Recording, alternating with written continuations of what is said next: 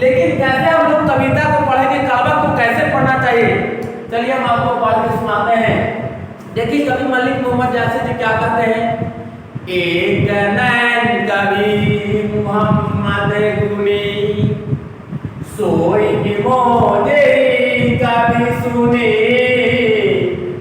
चांद जैसा जग विधि अवतारा, दीन कलंकिनी उजियारा, दीन कलंकिनी उजियारा, जग सुधाई कैनना ऊब सुख अतनक तनमा,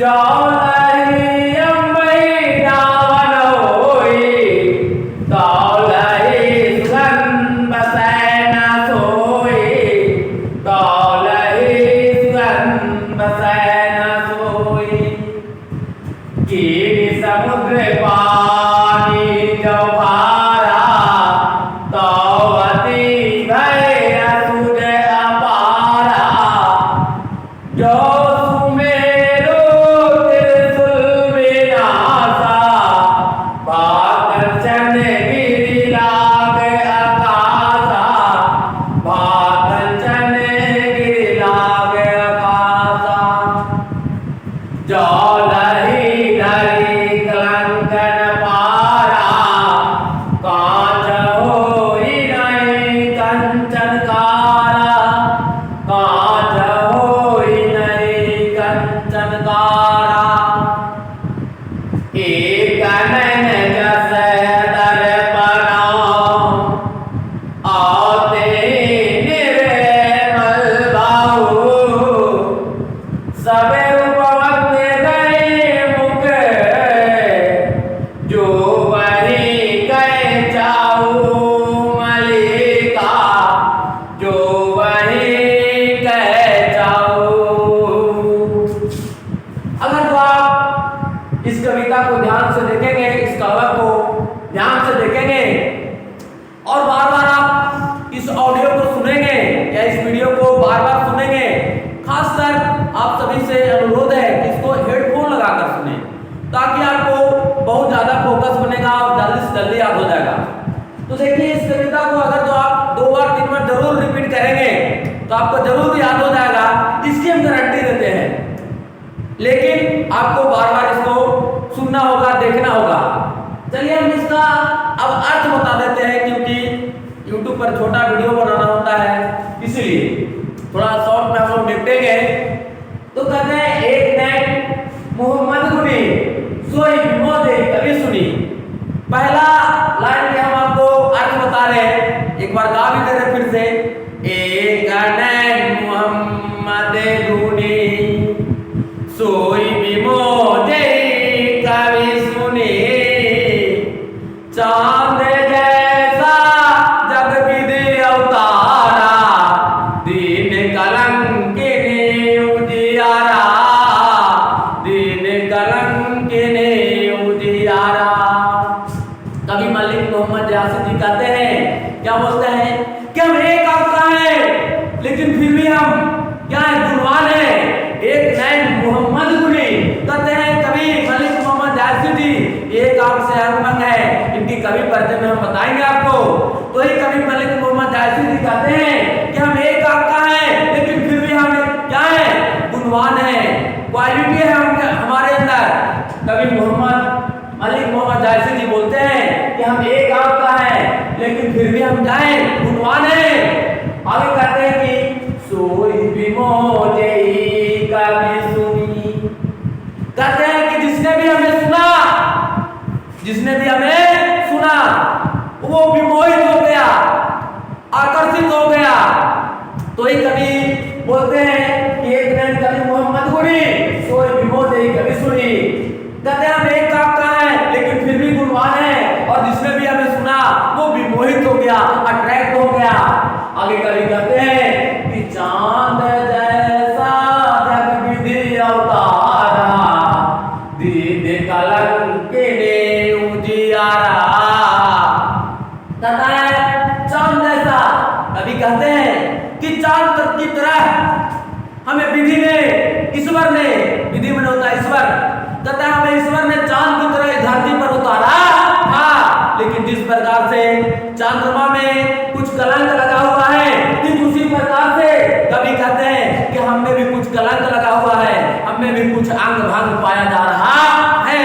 अंग भंग यह है कि कभी एक आंख से अंधे हैं, एक आंख से क्या है, अंधे, यही इनमें अंग भंग दोष है। तो पूरा लाइन फिर आगे कहते हैं चांद जैसा जग विधि उतारा, तथा ईश्वर ने हमें चांद की तरह इस धरती पर उतारा है, लेकिन जिस प्रकार से चंद्रमा में कुछ कलंक है, ठीक उसी प्रकार से हमें भी कुछ कलंक लगा हुआ है। आगे कभी कहते हैं दीनी कलंकिनी उजियारा, जिस प्रकार से चंद्रमा में कुछ कलंक लगा हुआ है, ठीक उसी प्रकार से हमें भी कलंक लगा हुआ है।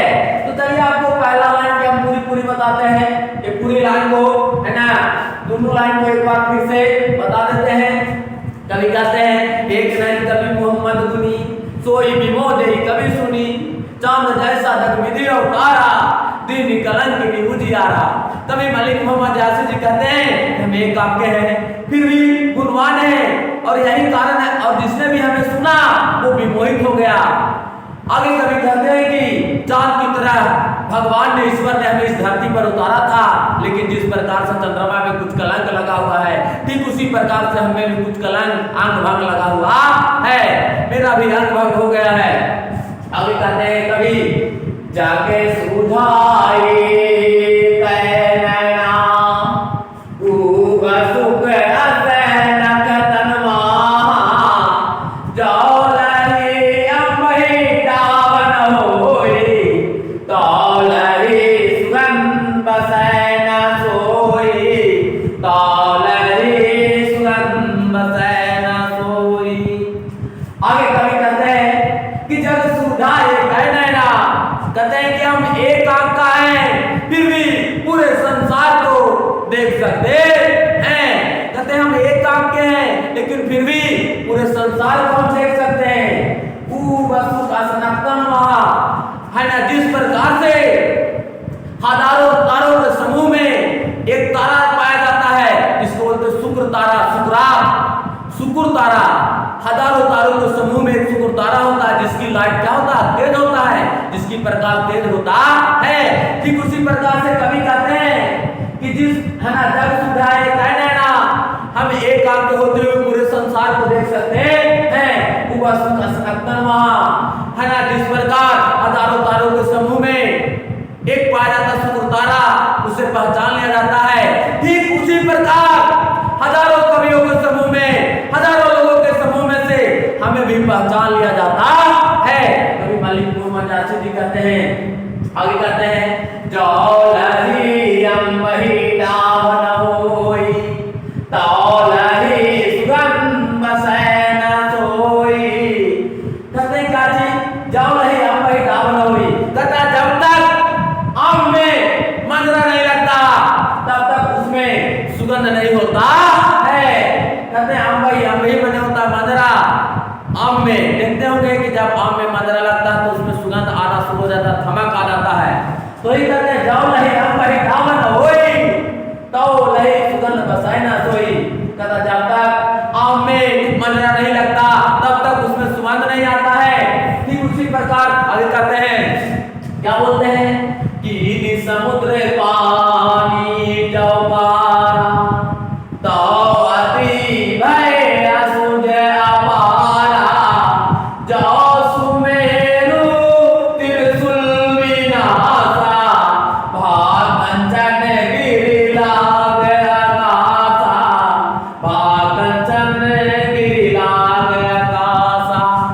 कहते हैं कि गिरी समुद्र पानी जौकारा, जब तक समुद्र का पानी खारा नहीं होता तब तक वो इतनी बड़ी बड़ापन हासिल नहीं करता।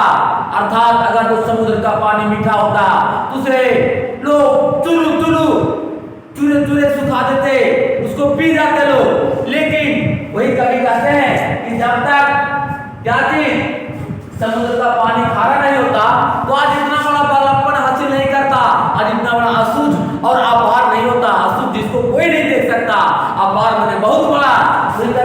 समुद्र पानी जब खारा, असूझ अपारा, जब तक समुद्र का पानी खारा नहीं होता तब तक वो इतना बड़ा बड़ापन हासिल नहीं करता। आगे कहते हैं क्या कि जो सुमेरु त्रिशूल विनाशा भागन चढ़ गिरा गया कासा।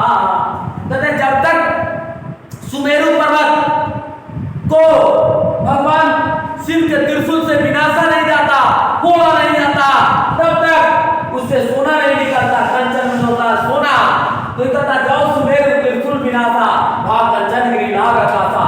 जब तक सुमेरु पर्वत को शिव जी के त्रिशूल से विनाशा नहीं जाता तब तक उसमें से सोना नहीं निकलता। आगे कवि कहते हैं जो लहरी धरी कलंक न पारा काज होई नहीं कंचन कारा, काज होई नहीं कंचन कारा। कहते हैं कि जाओ नहीं धरी कलंक न पारा। कहते जब तक सोने को मिट्टी के बर्तन में पिघलाया नहीं जाता, हड़िया जिसको बोलते हैं, हड़िया में सोने को पिघलाया नहीं जाता मिट्टी के बर्तन में, तब तक वो उसमें चमक नहीं आता है। तो ये कहते हैं कि जब तक सोने को पिघलाया नहीं जाता तब तक उसमें चमक नहीं आता है। कांच हुई नहीं कंचन का, तब तक कंचन में सोना में चमक नहीं आता है। आगे कवि कहते हैं एक दोहा के माध्यम से बोलते हैं एक नैन जस दर्पण आते ही निर्मल भाऊ सब रूपवंत गई मुख जो मही कह जाऊ मलिका, जो मही कह जाऊ। कहते हैं मलिक मोहम्मद जायसी जी कहते हैं एक नैन जस दर्पण और नहीं निर्मल भाऊ। कहते हैं हमारा एक आंख है लेकिन वह दर्पण की जैसा शीशा की तरह स्वच्छ और निर्मल है, क्लीन है, उसमें कोई गंदा वाला चीज समावल नहीं है। एक आंख के हैं लेकिन क्या है, समझ ही गए होंगे। हाँ तो समझिए एक नैन जस दर्पण और नहीं निर्मल भाऊ। कभी मलिक मोहम्मद जायसी कहते हैं कि हम एक आंख के हैं लेकिन फिर भी क्या है, स्वच्छ है और निर्मल है, किसी से चक्कर न है, समझिएगा। तो ये कहते हैं सब रूपवंत कहीं मुख जो वही कह जाऊ। कहते यही कारण है कि गोर गोर लोग, सुंदर सुंदर लोग हमें आदर्श से आदर पूर्वक देखते हैं।